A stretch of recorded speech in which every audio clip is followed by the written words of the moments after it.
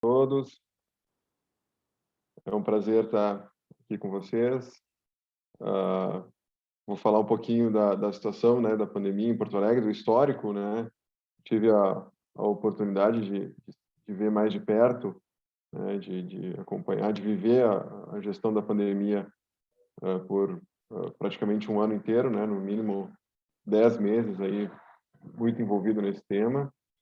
E depois do fim da gestão, comecei a pesquisar novas possibilidades e me deparei com essa seleção do PGS. Fiquei bastante, né, impressionado aí com o trabalho que a equipe faz e com, né, a proposta aí das associações. Talvez, né, nem todos, imagino que vocês aí por participarem bastante com a turma deva ter essa ideia, mas a gente muitas vezes não tem ideia de o quanto, né, a saúde é valiosa, né, o quanto custa também investir em saúde e quanto muitas vezes a gente precisa ter uma boa gestão para ter, né, um plano sustentável. Então, eu sei que para muitas pessoas às vezes pode ser um pouquinho salgado aí o plano, mas se não fosse o trabalho dessa equipe aí, eu imagino que seria muito mais difícil manter, né, o plano que a associação oferece. E a ideia é conseguir continuar agregando qualidade e poder, né, manter sempre acessível a todos que possam ter seu cuidado garantido. Mas hoje, então, vou falar da minha experiência e de um pouco de como a pandemia se encontra, né, nesse momento aí na cidade. Preparei uma breve apresentação, né? Na verdade, vou ter alguns slides, mas vou trabalhar muito com os dados que são publicados diariamente pela prefeitura. Nem sei se todos conhecem enfim, o site da prefeitura, onde temos os dados. E aí a gente vai navegar bastante nele, em todos os sites que mostram a situação atual, para que também os curiosos possam, né, atualizar e não ficar só acreditando no que dizem, né, no WhatsApp, no que a gente recebe. A gente recebe tanta informação, às vezes é difícil de filtrar o que é verdade e o que não é. E no site oficial, né, enfim, nas referências oficiais, a gente pode confiar. Então, vou contar um pouquinho da história. Eu era, então, secretário de Saúde em 2020, quando, lá em janeiro, se ouviu falar daquela doença que estava acometendo a China, né? E que começava a ter alguns casos fora da China. O Brasil começou a se organizar para receber esses casos e atender. Em 31 de janeiro de 2020, a gente teve aqui em Porto Alegre o primeiro caso suspeito. Era um paciente que veio da China, mas estava com um quadro de diarreia. No fim, fez o teste, deu negativo, não se confirmou. A primeira confirmação no Brasil a gente teve em 25 de fevereiro, lá em São Paulo, um caso vindo da Itália. E naquela época a gente tinha um grande fluxo entre os continentes, né, de aviões. Muitas pessoas chegavam, transitavam por lá. Não demorou para chegar aqui em Porto Alegre. 11 de março de 2020 foi o primeiro caso confirmado, né, também oriundo da Itália. A gente tem uma grande ligação aí, né, com a Itália, muitos viajantes. E o primeiro caso veio de lá. Foi um foco importante, né, depois da China. A partir daí, né, embora a gente já estivesse preparado, organizando e prevendo, né, tudo que poderia acontecer com a chegada do vírus em Porto Alegre, a partir daí a gente desencadeia as ações, né, de enfrentamento da pandemia. O que nós tínhamos, né, de informação mais concreta e de preocupações presentes naquele momento? O primeiro deles, como vocês sabem, o coronavírus é uma infecção viral. Felizmente, a grande maioria das pessoas tem quadros leves. Cerca de 90% tem casos leves, mas o problema é que é um vírus novo, né, que ninguém tinha tido contato ainda. Então, se a gente não tem contato, a nossa reação, a infecção do vírus, até a gente desenvolver as defesas, pode acometer, né, muita gente. Se nós temos uma mutação, por exemplo, do vírus da gripe, que é um vírus que a gente tem contato todos os anos, que 90% dos casos são leves e apenas 10% da população está suscetível, 10% dos casos graves vai afetar 10% da população, então nós vamos ter 1% de casos graves. Aqui nós estamos falando de praticamente 100% da população, talvez 60%, considerando aqueles que já têm alguma variável genética preparada. Se a gente pega 10% de 60%, nós temos 6%, 6 vezes mais. E não é à toa que a gente teve uma infecção aí sem precedentes, né? Um impacto na nossa saúde, na cidade, de um tamanho imensurável, e talvez as nossas gerações não vejam algo parecido aí nos próximos 20, 30 anos. Quando tem muita gente doente, né, mesmo que sejam uma parte casos leves, qual é o problema? Quem está doente vai buscar atendimento. Quando tem muita gente buscando atendimento, os serviços ficam todos lotados. E aí, com os serviços lotados, fila de espera, o problema é conseguir fazer com que as pessoas que realmente precisam, aquelas que estão mais graves, sejam atendidas. E aí não é só do Covid, né? A pessoa que está infartando, está com dor no peito, pensa, não vou no hospital porque eu vou me contaminar, não vou na emergência porque está cheio, infarta em casa. A pessoa que está com uma infecção respiratória que não seja Covid, não, vai melhorar, e quando vê, se agrava porque não buscou atendimento. Começa a faltar atendimento para todas as condições. Então, o problema não é só o atendimento daquela nova doença, mas de todas aquelas em que a gente já tem, né, um sistema no limite do seu atendimento. A gente consegue, muitas vezes, dar conta, mas se há uma sobrecarga, o risco de faltar atendimento é bastante grande.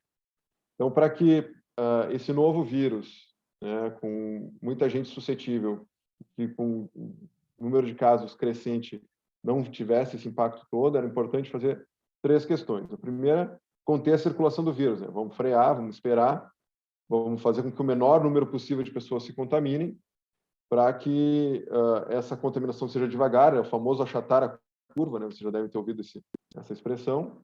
E enquanto se achata a curva, o sistema de saúde vai se preparando e a médio e longo prazo se desenvolvem as vacinas.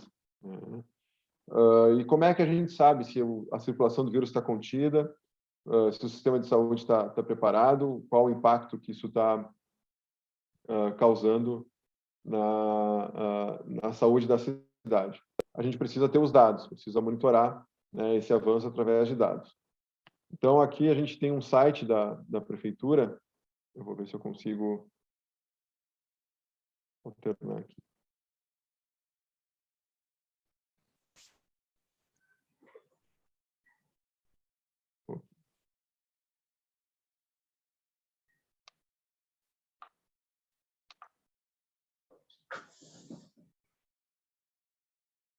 Depois a gente pode compartilhar a apresentação, esse link pode ficar para vocês também, é infográfico-covid.procema.com.br. Eu vou botar no chat aqui hoje também, depois quem quiser explorar de curioso.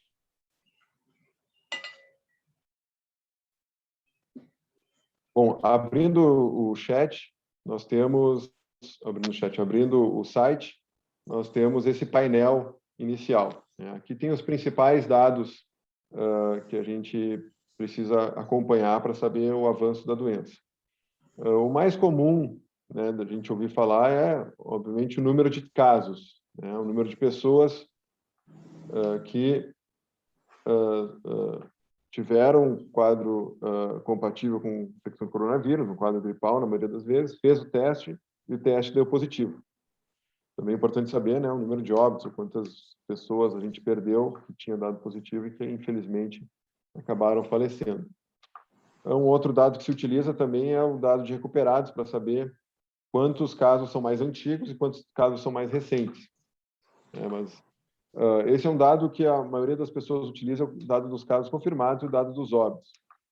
Nós temos um problema, né, se a gente for usar esse dado como referência, que é aquelas pessoas que adoeceram e não buscaram o teste, ou aquelas que o teste deu um falso negativo, enfim, ou aquelas situações que o sistema de saúde também é impactado, mas que foram outras condições. Então, esses números de casos, ele depende, né, da capacidade de testagem.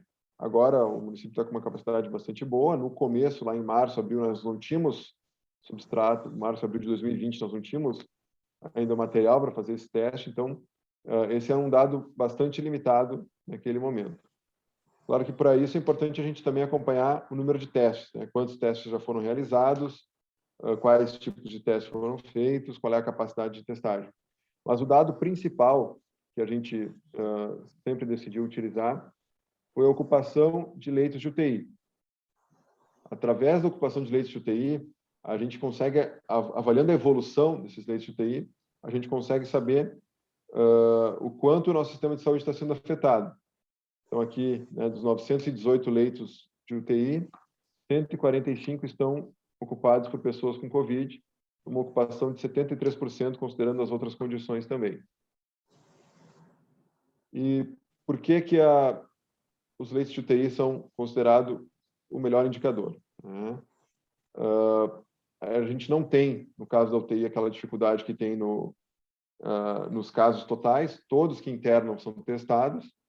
A pessoa internou, tem um quadro compatível, vai fazer o teste. O hospital sempre foi um local em que nós tivemos privilégio de acesso.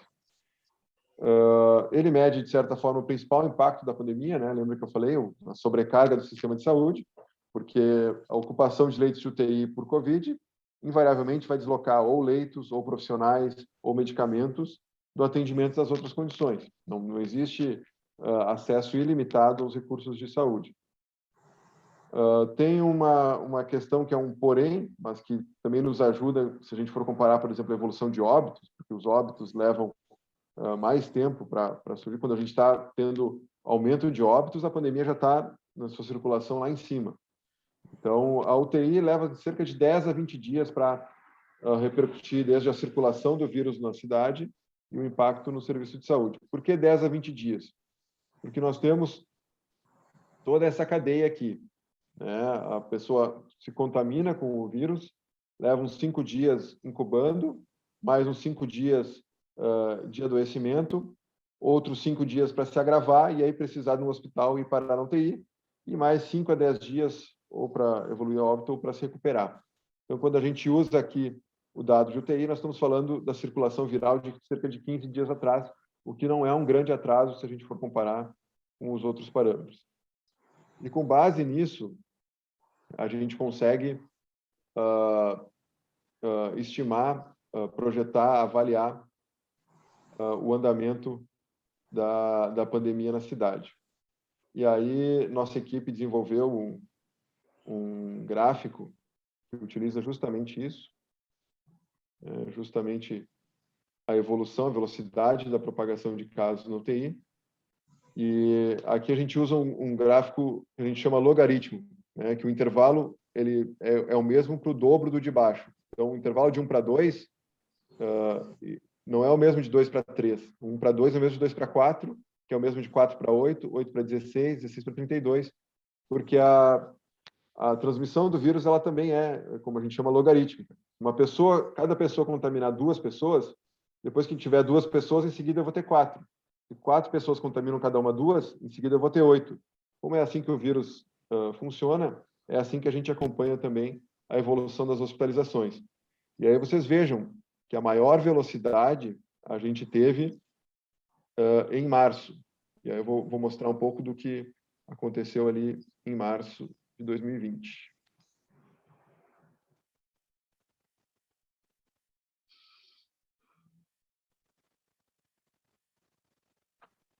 Acho que esses aqui são os momentos mais marcantes de 2020, basicamente o primeiro semestre. Então, lembra que eu falei 11 de março era o primeiro caso confirmado? no início de março, nós já tínhamos um paciente na UTI, internado.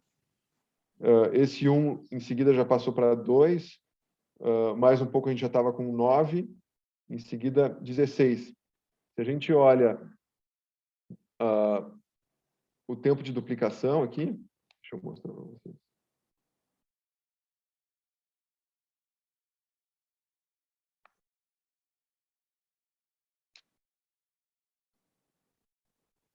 Eu pego entre 18 de março e 4 de abril,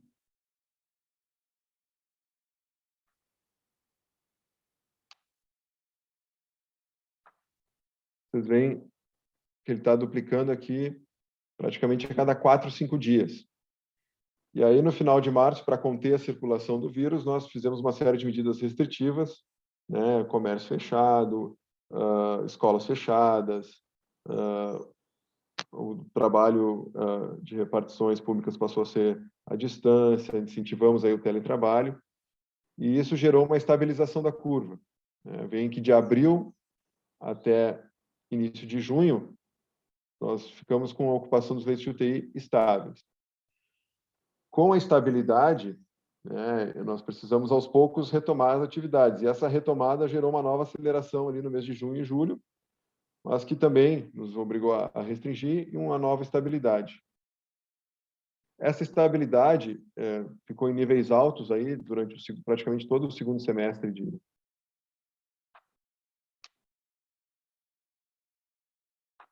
Aqui eu estou pegando de agosto de 2020 a fevereiro de 2021. Vejam a estabilidade, né?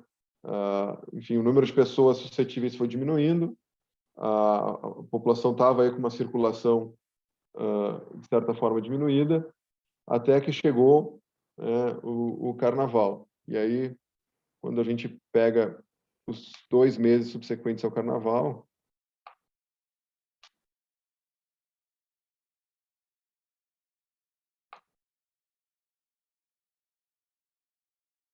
eu acho que se eu colocar só esse...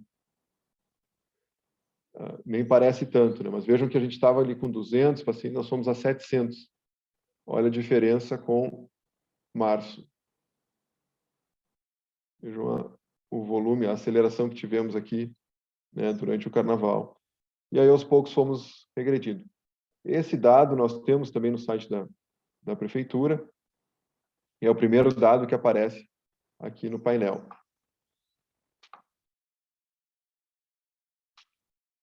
Então, nós tivemos uma primeira subida que agora parece pequena, né, comparado aos outros. Em março, estabilizamos abril e junho, uma nova subida em julho e agosto.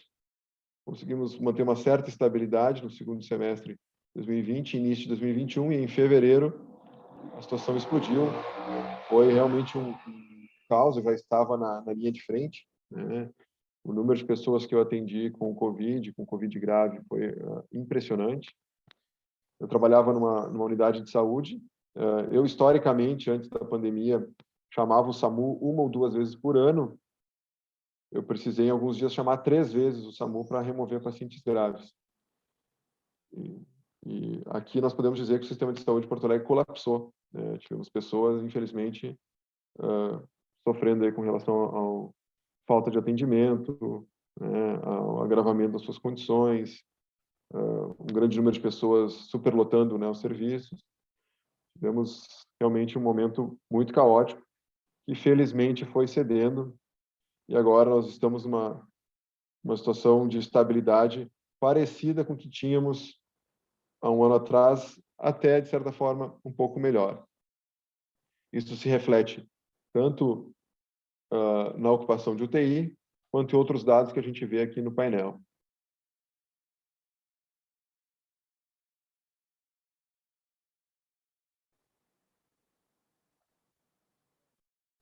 Aqui os leitos de enfermaria, né, tiveram o mesmo comportamento, uma certa estabilidade. Depois decolou ali durante fevereiro e abril e voltou novamente a um patamar estável, até menos intenso do que estava no ano passado. Quando a gente olha o total de casos, nós vemos algo semelhante, com a diferença de que, no final do ano 2020, nós tivemos um grande aumento de casos, mas sem se refletir, né, numa piora da ocupação dos leitos. Então, provavelmente, aqui tivemos casos mais leves, testamos mais também, e isso não repercutiu, tanto é que caiu até fevereiro, antes de ter esse aumento brutal em março, para depois cair novamente. Agora estamos com uma das menores médias de casos desde os últimos 15 meses. Bom, e como é que vamos saber se poucos casos não tem a ver com pouca testagem? Nós temos aqui também dados sobre a testagem. Antes da testagem, importante sempre reforçar, né?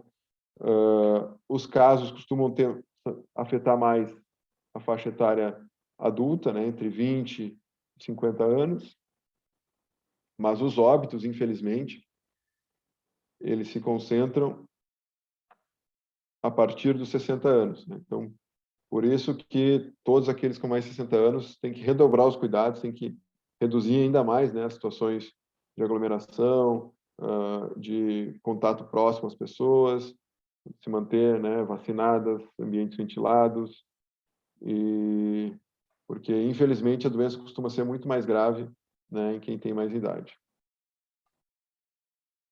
Aí vamos olhar a questão do teste, né? Será que estamos testando menos do que testávamos antes?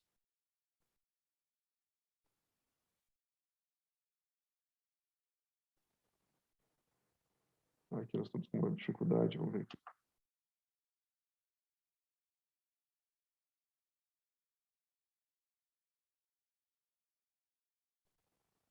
E a gente vê que não, né? Embora o nosso número de casos seja menor do que em julho do ano passado, o número de testes é muito parecido. Então, não é falta de testagem, realmente o vírus diminuiu sua circulação, o que não significa que nós podemos liberar os cuidados, né? Mas podemos ter uma esperança de que a tendência é reduzir nos próximos meses. Um outro dado interessante que nós temos nesse site que é a proporção de testes positivos. Você consegue me mostrar aqui? Porque isso mostra, né, dentre os quadros, dentre os vírus que estão circulando, e os outros vírus seguiram circulando, embora tenham diminuído muito no ano passado, ele mostra a pessoa que tem um adoecimento, qual a proporção dessas é realmente por Covid. E vejam que durante o ano de 2020 todo, nós tivemos uma média de 20% de casos positivos. Em março, nós chegamos a ter 40%, ou seja, de metade dos casos suspeitos, quase todos eram Covid mesmo. Agora, esse dado já baixou bastante, tá? Em torno aí de 7%. Enfim, dado mostrando que a redução da circulação realmente é verdadeira. Mas, repito, nós precisamos seguir mantendo os cuidados. Depois vocês podem explorar um pouco mais essa página, tem dados bem interessantes. Eu vou voltar um pouquinho para a apresentação, falar um pouquinho das outras coisas que a gente fez. Porque, além de acompanhar os dados, era preciso agir, né? Então, contivemos a circulação, como eu mencionei, né, tanto em março quanto em junho, para diminuir a circulação do vírus, garantindo que as pessoas doentes ficassem isoladas e as pessoas que estivessem com o vírus e não sabiam que estavam com o vírus circulassem menos, para o vírus também circular menos, porque o vírus só circula quando as pessoas circulam. Lá no início foi importante para a gente adquirir equipamentos de proteção individual, né, os EPIs. Em março, nós tínhamos uma escassez de máscaras, escassez de aventais, escassez de equipamentos, e foi importante, né, esse período inicial para refazer as reservas. Foram feitas grandes aquisições, todos os serviços de saúde puderam adquirir, não tivemos problema de falta de EPI, diferente de outros locais que não conseguiram conter a circulação do vírus.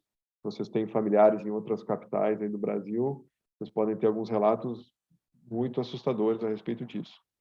Também foi o período para começar a ampliar a capacidade de testagem e ampliar os serviços. E a ampliação de serviços se deu nos mais diversos locais, né?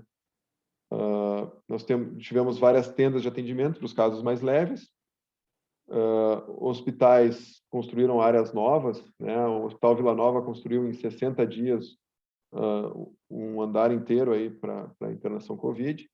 E o Hospital Independência foi uma das coisas mais marcantes para mim em relação ao enfrentamento da COVID, porque ele foi uma doação, né? Nós recebemos aí um contato do Grupo Gerdau, do Grupo Zafari e do Grupo Ipiranga, querendo fazer uma doação para o município em termos de estrutura hospitalar.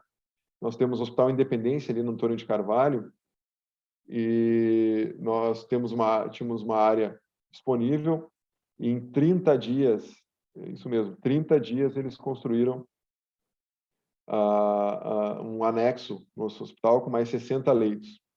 Eu vou mostrar em seguida aí essa construção.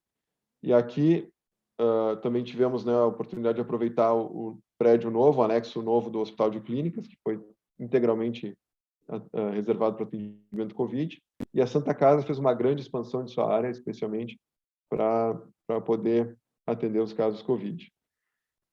Eu vou ver se a gente consegue, se eu consigo passar aqui para vocês.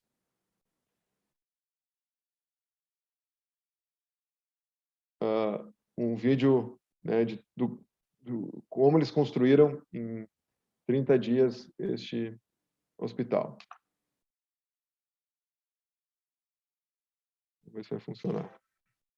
Vocês estão ouvindo? Então, primeiro eles fizeram a terraplanagem.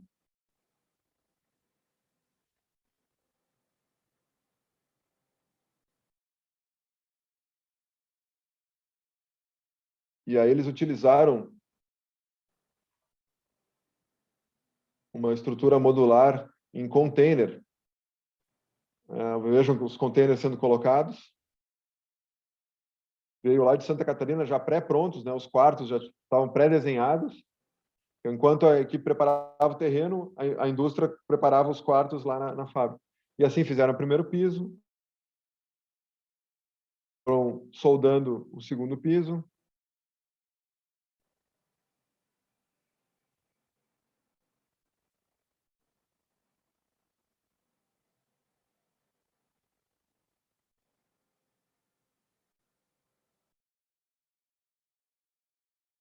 Vejam quantos contêineres vão num dia, né? Se vocês acompanharem a luz do sol, ó, dá uns 5, 6 contêineres por dia. Ó. 3, 4, 5, 6, 7, 8, acabou o dia.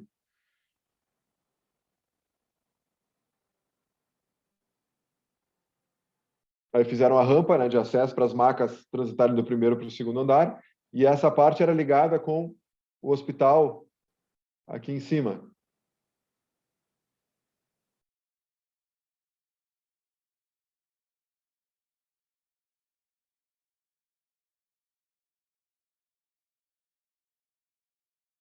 Então aí os patrocinadores, né? E de tantas dificuldades que passamos pela pandemia, nós tivemos aí o lado bom dessa união, desse sentimento aí de solidariedade e a entrega dessa estrutura para o município de Porto Alegre, está hoje ativa, funcionante, e vai ficar para a saúde da cidade como uma marca positiva de todo esse tempo que passou.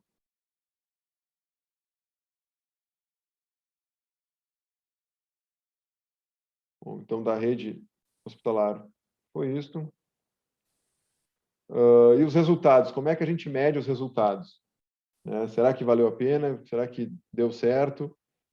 Como é que a gente consegue identificar, né, o quanto a cidade conseguiu se ver com relação à pandemia?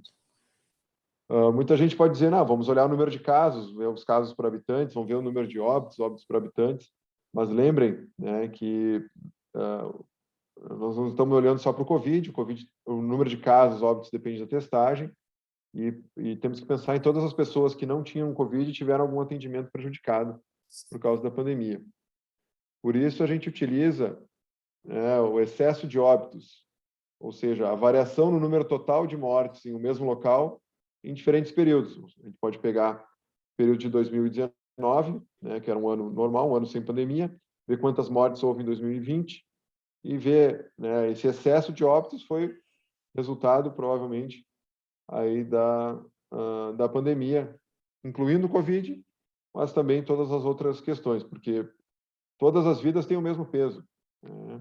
E vocês devem ter visto, dentre tantas informações divergentes e perturbadoras nas redes sociais, aquelas discussões, estão falsificando atestado para ganhar dinheiro porque colocaram casos com Covid, o que é uma grande mentira. A pessoa já estava com um quadro muito grave e acabou falecendo, tinha Covid, mas faleceu de outras coisas e foi atribuída a Covid, o que é verdade, né? A orientação da vigilância é, quando tem Covid, colocar como óbito por Covid, mas a gente não precisa ficar discutindo se foi por Covid, se foi com Covid, se foi apesar do Covid.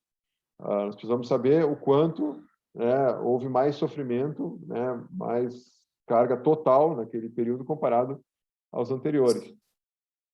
E, por isso, eu trouxe aqui também um dado dos cartórios, que coloca... Opa, eu acho que não está pegando aqui. Que coloca também o total, né, enfim, o total de óbitos de 2019, 2020, ou seja, registro de óbito, e isso ninguém, né, tem como esconder grandes volumes de óbitos, ou inventar atestado de óbito, né, isso é um crime brutal. Então, eu trouxe aqui alguns dados para a gente olhar. Deixa eu ver se eu vou conseguir carregar.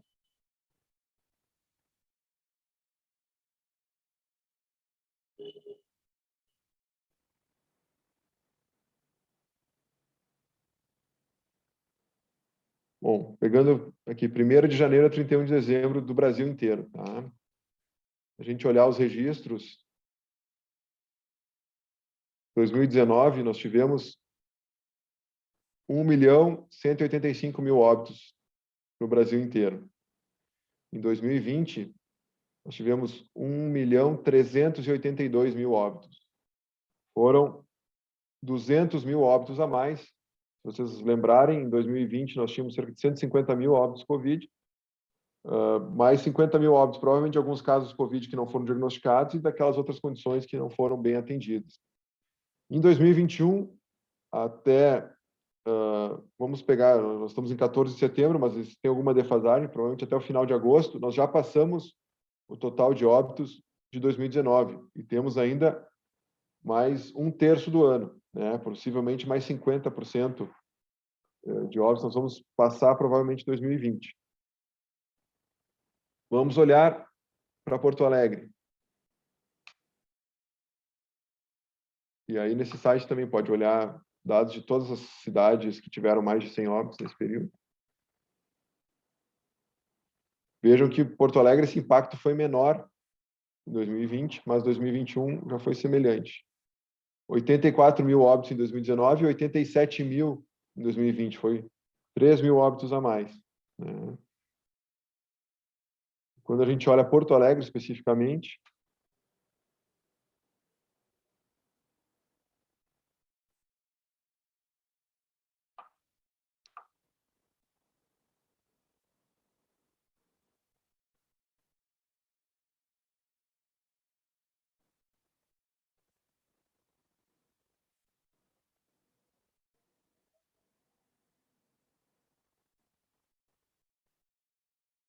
demorando para carregar um pouquinho.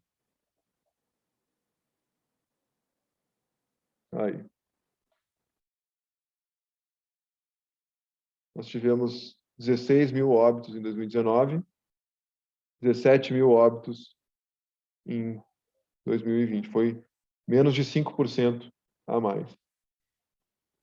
Lembra do Brasil inteiro? Foi 1.200.000 contra 1.500.000, né? Cerca de 25% a mais. O estado foi muito parecido com Porto Alegre, 84 para 87, cerca de 5%. E 2021, nós não alcançamos 2019 ainda. Vejam que no Brasil e o Rio Grande do Sul já alcançaram. Então, temos aí uma expectativa, embora todo o impacto comparado ao resto do Brasil, nós podemos dizer que tivemos um resultado positivo, né?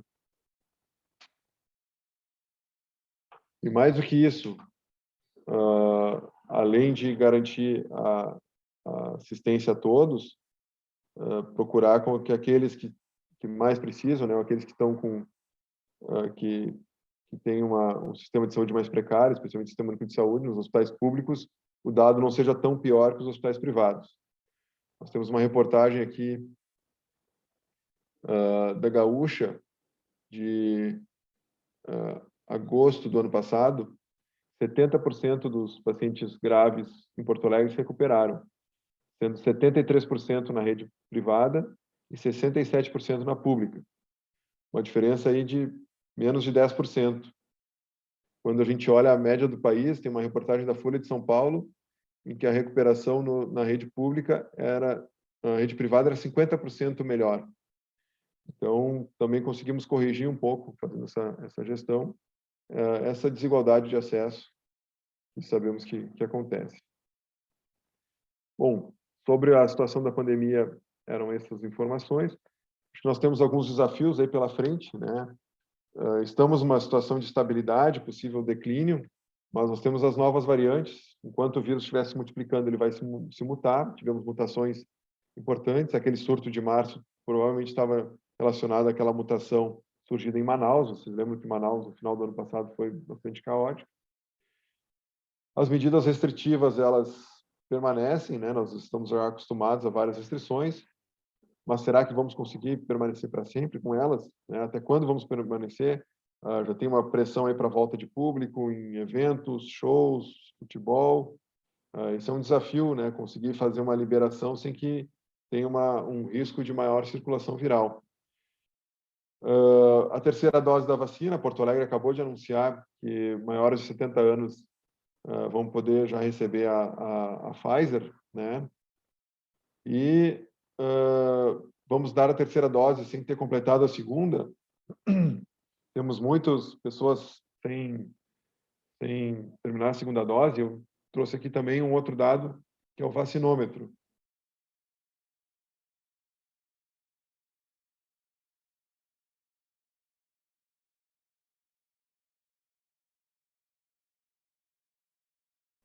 Então, aqui em Porto Alegre, nós temos 1.700.000 doses aplicadas, para um público estimado aí de 1.100.000 pessoas. 700.000 pessoas já com esquema vacinal completo, ou seja, 62% já totalmente vacinados. Falta ainda cerca de 40% completar a segunda dose. 95% das pessoas já recebeu a primeira dose. Estamos indo agora, então, para a terceira. Essa é uma discussão. Vamos dar a terceira dose, vamos esperar todos ficarem com a segunda. Pelo visto, imagino que a Secretaria esteja balançando e tenha a previsão de que já existe doses suficientes para cobrir aqueles que ainda falta aplicar. E o outro grande desafio é o equilíbrio da saúde e da economia. Foi feito todo um esforço para conter a circulação viral, mas, ao mesmo tempo, esse esforço, a circulação de pessoas é totalmente ligada à circulação econômica, e o impacto a gente vê aí pelas esquinas, pelas sinaleiras, e conseguir lidar com isso é um grande desafio para todos os gestores. Enfim, dei umas pinceladas, um panorama geral, e fico à disposição aí para a gente conversar, tirar mais dúvidas. Eu espero ter, provavelmente não trouxe, informações exatamente novas, talvez tenha trazido muitos dados, mas a ideia é colocar uma pulguinha aí, colocar uma inquietação e fazer com que as pessoas se informem e busquem formar a sua opinião com base em dados concretos. Era isso, pessoal.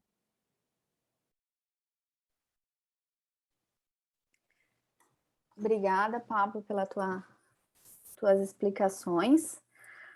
Vou abrir, então, para o pessoal perguntar. A Márcia ali, já ouvi que quer fazer uma perguntinha. Pode falar, Márcia. Eu sou a perguntinha, né? Sou a perguntinha.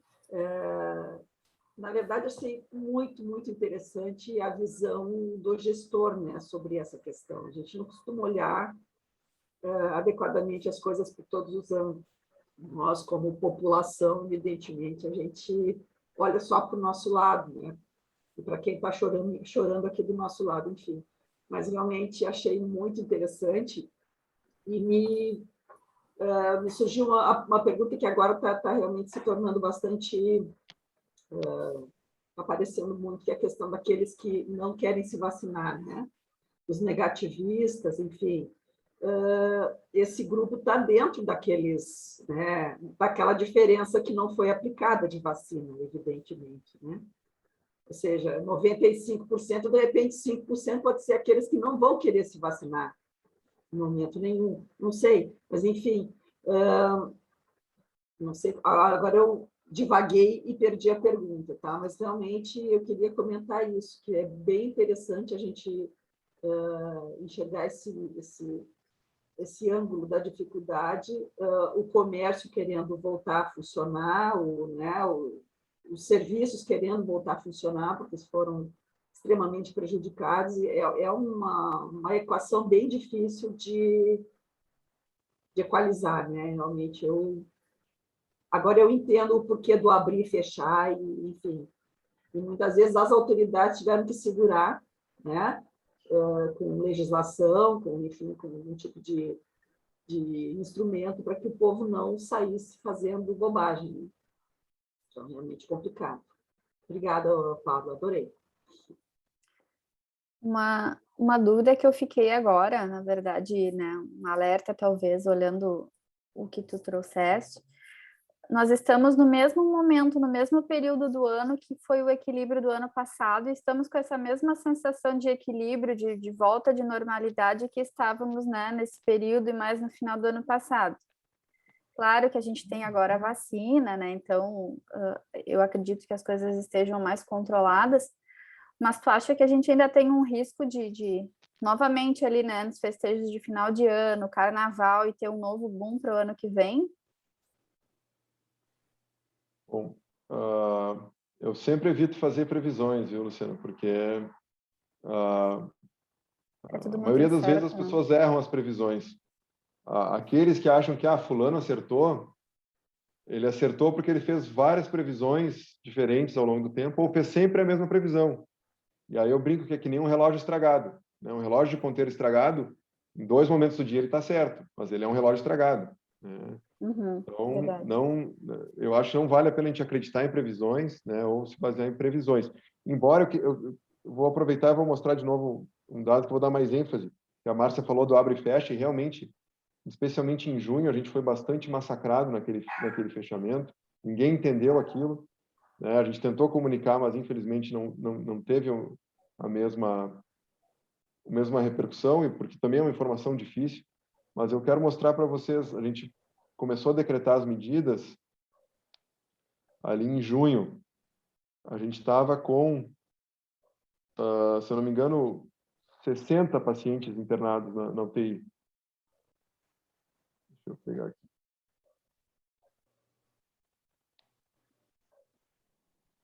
Eram 60 pacientes internados na UTI. Tá? E aí a gente fez a nossa regressão, a gente pegou os dados, enfim, a tendência do crescimento, para onde que estava apontando.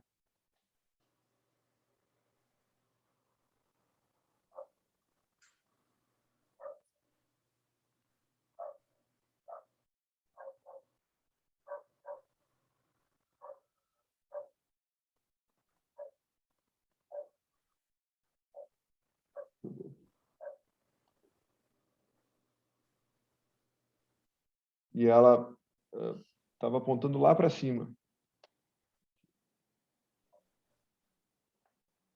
Com dificuldade de reproduzir aqui, mas era mais ou menos isso. Ó, ela estava apontando justamente o que se confirmou depois, né? A gente só conseguiu descolar dessa tendência depois de algum tempo de restrição. Então, a linha vermelha nos indicava que a gente estava no momento de crescimento. E aí a gente leva pelo menos 2 semanas, a gente levou quase um mês para estabilizar, né? E ninguém entendeu, porque a gente tinha só 60 internados. Poxa, mas não se prepararam, não abriram 200 leitos? Abrimos 200, mas nós chegamos a 300, né? E se não tivéssemos parado, nós chegaríamos no colapso que a gente teve em março. E isso é muito difícil de fazer explicar, mas, enfim, essa previsão em curto prazo a gente consegue fazer. Voltando à tua pergunta, Luciana, difícil saber. O que a gente tem a favor, né, é um grande número de vacinados. a diminuição, né, gradual aí dos suscetíveis, enfim, o vírus está circulando. Eu faço uma analogia também interessante a quando a varíola chegou na América, trazida pelos europeus. Os europeus tinham alguns casos de varíola, né? Tinham alguns óbitos, mas quando chegou na população indígena, foi devastador, porque eles não tinham contato. Isso no primeiro, no segundo ano. Né? Depois, a tendência é diminuir essa repercussão. Então, nós temos vários dados que apontam para uma chance bem menor de se repetir o que aconteceu nesse ano, e eu acho que o que aconteceu nesse ano é pouquíssimo provável de acontecer de novo. A gente pode ver na Europa, mesmo as novas ondas, né, com a variante Delta, tem sido, em termos de mortalidade, muito menor, embora o número de casos seja parecido, as pessoas têm se contaminado, mas têm tido uma doença menos grave, porque alguma resposta imunológica já tem. Então, acho bem pouco provável ter algo parecido, o que não significa que no ano novo, no carnaval, a gente vai fazer as festas que estava acostumado a fazer antes de 2020. Acho que o uso de máscara tem ajudado bastante também a diminuir, né, a não ter um colapso. Na Europa se abandonou muito cedo as máscaras também. Então, torço para que seja bastante diferente e acho importante a gente manter os cuidados, pelo menos mais esse verão, até a gente ter uma situação vacinal bem segura, bem tranquilizadora.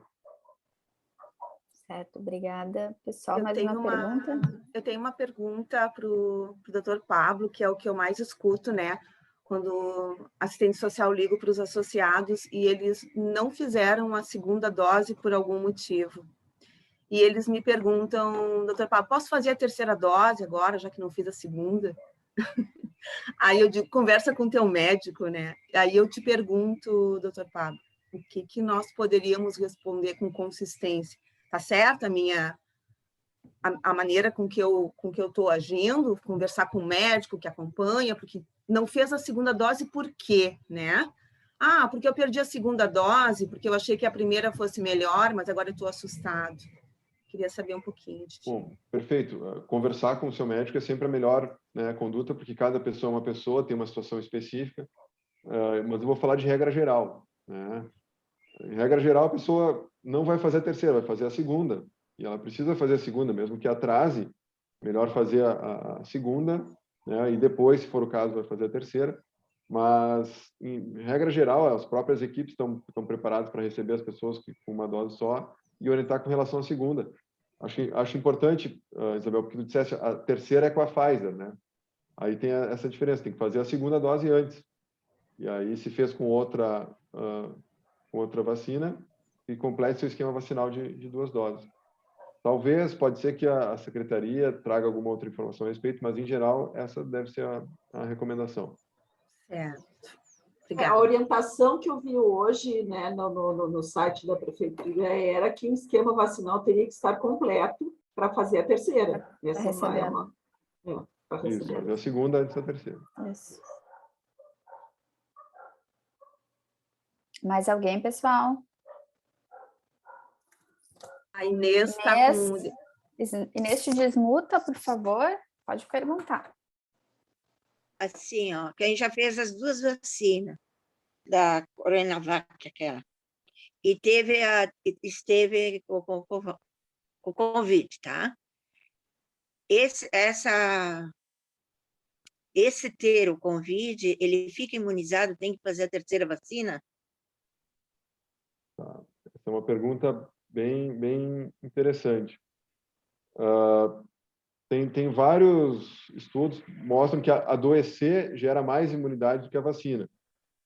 Mas Sim. Não é por isso que a gente vai deixar de fazer a vacina. Tá? A vacina é segura mesmo em quem teve Covid, passando aquele período, né, agudo ali da recuperação, pelo menos 14 dias depois da doença. Mas a terceira dose é para quem teve Covid também. O que acontece? A tendência com o tempo é dos anticorpos caírem. Os das vacinas tendem a cair mais rápido do que os da doença, né? Mas também quem teve doença, nós já estamos tendo alguns casos aí de reinfecção, de pessoas que tiveram Covid e estão tendo de novo. Então, a terceira dose também é recomendada para quem, mesmo tendo vacinado e tenha aplicado aí as 2 doses e tenha tido o Covid. Porque quem teve a varíola, tendo a varíola, já ficava imunizado. Isso, eu falei da varíola como vírus novo. É um bom exemplo de vírus novo quando a varíola chegou na América. Mas a melhor analogia para nós agora vai ser a da gripe. Tu já teve gripe, mas isso não te impede de vacinar contra a gripe. Tu já te vacinou com a gripe 2 anos seguidos, mas tu te vacina de novo porque pode ter o coronavírus tem uma capacidade de mutação e a resposta imunológica do organismo é mais parecido com o da gripe do que o da varíola. Então vai ser contínuo esse nosso vacina. É bem provável que sim, bem provável. Eu não tenho bola de cristal e não vou fazer previsões. Tá bom, muito obrigada. Mais alguma pergunta? Se ninguém quiser perguntar, eu tenho só uma pergunta para fazer para ti, que é muito simples, mas no Japão, há muito tempo atrás, a gente via as pessoas saírem de máscara na rua e eu achava muito estranho aquilo, né? É uma questão cultural. Tu acha que o brasileiro vai assumir alguma coisa de proteção no futuro, depois dessa coisa horrorosa que a gente está passando? É uma ótima pergunta e uma boa observação, né? Não só no Japão, no Sudeste Asiático como um todo, eles têm esse hábito de utilizar máscara ou quando estão resfriados ou quando estão com crise de rinite, porque para eles é feio estar com coriza, assim, né? Para nós também é feio, mas a gente acabava não ligando, assim, Eu acredito que vai ter essa mudança. A gente já tem uma mudança atual, né? Antigamente a gente está gripado, vai trabalhar, vai atender. Cansei de atender paciente gripado, né? Esse ano eu tive 2 quadros resfriados que não eram Covid, eu testei negativo, mas cancelei plantão, cancelei atendimento, porque imagina, né, a pessoa está lá buscando atendimento quando vê eu estou com sintomas gripais. Por mais que eu diga, não, eu testei negativo, não é Covid, causa um rechaço. Hoje em dia, tem pacientes que eu atendo, eu estou com tosse, eu já testei negativo, estou com tosse há 2 semanas, eu tenho asma, mas se eu vou para o trabalho, eu começo a tossir, eles me olham diferente. Então, uma mudança cultural é certo que vai ter. Se vai ser no sentido de ter essa proteção, de ter esse cuidado com relação às máscaras, ainda não sei, mas acho que todo mundo, ou quase todo mundo, já se acostumou a usar bem mais máscara, né? Eu acho que tu falou uma coisa que é o ponto-chave, que é a questão da perspectiva, sabe? A gente usa a máscara para proteger os outros, né? A gente não quer que o que está em nós passe para frente. Então, essa que é a cultura que a gente vai ter que assimilar, né? É de pensar e não passar adiante. Perfeito. Com a máscara. Eu acho que os 2 lados, né? A cultura da pessoa pensar no próximo e de quem está ali vendo alguém se sentir confortável de dizer para o colega, né? Por que tu não coloca máscara, né? Isso é um tabu, realmente. Vamos ter que quebrar essas coisas também. Muito bom. Mais alguém, pessoal? Aproveitando o gancho da Luciana, quando eu fui no banco, quando eu fui no banco, não vou dizer o que eu fui fazer no banco, a atendente tinham 3, uma delas estava sem máscara, e casualmente, quando ela me chamou, ela estava sem máscara. Eu olhei para ela e disse, tu vai botar máscara, né? Sutilmente. Porque se ela não colocasse máscara, eu não ia querer ser atendida, né? E eu acho que essa cultura que a Lu trouxe, o doutor, a Márcia, eu acho que tem que estar na gente, né? O cuidado consigo mesmo e com o que está ali. Porque o vírus não escolhe. Ele não vai escolher, né? Vou pegar aqui e ali. Então, e ela colocou máscara e me argumentou que ela tinha feito um lanche, né? Mas eu não tinha visto ela comer absolutamente nada na hora. Então, eu acho que a gente tem que ficar muito confortável de pedir para a pessoa, né, que está ali, para usar a máscara. Né? E esse era o recado. Eu gostaria de fazer uma colocação. Claro, Luciana. Já que nós estamos aqui em grupo, nós somos todos da associação e o doutor agora vai estar conosco, eu acho que vocês até já falaram o posicionamento da associação referente a essas coisas mesmo, né? Que a Bel falou que tem gente que não fez a segunda dose. Provavelmente, tomara que aconteça, que o ano que vem a gente volte, né? E vocês já estão, assim, pensando em como que vai ser o controle dessa entrada e de participar das oficinas, porque inicialmente eu acho que nós todos vamos ter que usar máscaras, né? Porque nós vamos estar em grupo e vacinados também. Então, gostaria de ver com vocês, assim, se isso aí está sendo pensado para futuramente. Lúcia, posso responder? Não sei se porque isso não se falou, Claro. o PGS não falou sobre isso, né, gente? Pelo menos comigo, a gente, nenhuma das reuniões que eu participei.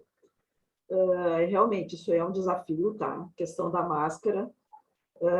A gente vai ter que buscar locais arejados, ou seja, seguir protocolos, isso a gente vai continuar seguindo. Estamos lidando com idosos, né, com pessoas com mais de 60 anos, em sua maioria. E eu penso, e outro dia eu vi uma discussão num grupo de WhatsApp, a questão do passaporte, né, da vacinação. Eu acho que a gente vai ter que exigir, sim, do associado para participar, que ele tenha feito as 2 doses, no mínimo. Eu acho que sim, né? Porque normalmente é o grupo de risco que Isso é uma que vai questão de estar preservar agrupado, o né? grupo. Isso. Exato. Nós já temos, de algum tempo, Lúcia, alguns protocolos de retorno, né? Mais focados na parte do nosso pessoal, né? De como se daria os trabalhos, e esses protocolos, eles são sempre, conforme vai mudando o cenário, eles são atualizados, né? Então, da mesma forma, assim, a gente vai ter que pensar, né, também para o retorno das atividades, com certeza. Obrigada, então. Mais alguma dúvida, pessoal? Não? Vamos fazer uma foto, então. Boa. Lucy, quer abrir a câmera? Lucy, cadê você? Quem é a Lucy? Não sei, tem. Não, Pois não é. vi a imagem dela. Ela não está nos escutando. Então, ela não conseguiu entrar. Já não entrou. Então tá. 1, 2, 3. Pronto. Pessoal, obrigada pela presença. Queria agradecer também o Pablo. Seja Obrigado, foi um bem-vindo. prazer. Nos encontrar mais vezes. Bem-vindo, agora. doutor. Bem-vindo. Espero que o senhor seja paciente com os nossos velhinhos. Olha, paciência Oi, é uma Nel, das fala poucas por das ti minhas aí, Nel. qualidades. Convido para vir conhecer Capão, passear em Capão, olha os caras que querem Capão. Mas a nossa O Netuno deixa para mim. convite, sem convite, vamos andar para frente. Não tem como voltar. É. Então tá, Valeu, pessoal. obrigada. Gente, Tchau. obrigada. Beijo a todos. Tchau, Pessoal, Beijo. cuidem-se. Tchau, tchau. Tchau. Um Tchau, cheirinho no querida. cangote. Beijo. Ô, João, uma coisinha. Ó, toda bonita. Onde é que tu pensa que vai? Tá de Tchau, tchau, vermelho, pessoal. cadê a Júlia? Tá muito bonita de vermelho. Tá linda de vermelho. Quem é que de vermelho? Eu? Quem foi vermelho?